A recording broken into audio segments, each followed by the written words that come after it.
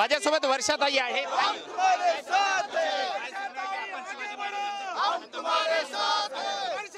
मी बिलकुल आम्ही छत्रपती महाराजांचा जे पुतळा कोसळला तो महाराजांचा पुतळा नाही कोसळला, तो महाराष्ट्राचा स्वाभिमान कोसळलेला आहे।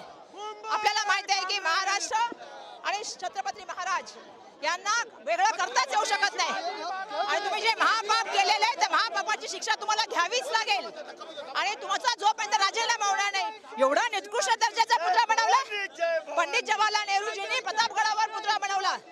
देशाचे पंतप्रधान नेहमी बोलतात ना, मला प्रश्न आहे त्यांचा, 67 वर्ष झालं तो पुतळा अजूनही दिमागदार आहे। आता एवढे सगळे जमलेले असताना सुद्धा पोलीस कुठेतरी या ठिकाणी परवानगी नाकारतायत, असं पोलिसांची परवानगी आहे का? असं आहे की आम्ही आमची लढाई लढण्याचं काम करणार।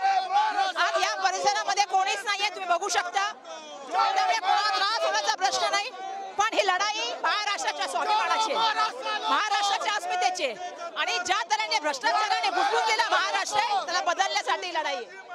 पण बघितलेलं आहे ही महाराष्ट्राच्या स्वाभिमानाची लढाई आहे आणि आम्ही हा कुणाची परवानगी असेल नसेल आम्हाला माहित नाही, पण आम्ही हा मोर्चा काढणार असं वर्षाताई गायकवाड यांनी सांगितलं। व्हिडिओ जर्नलिस्ट गणेश विजय गायकवाड, TV9 मराठी, मुंबई।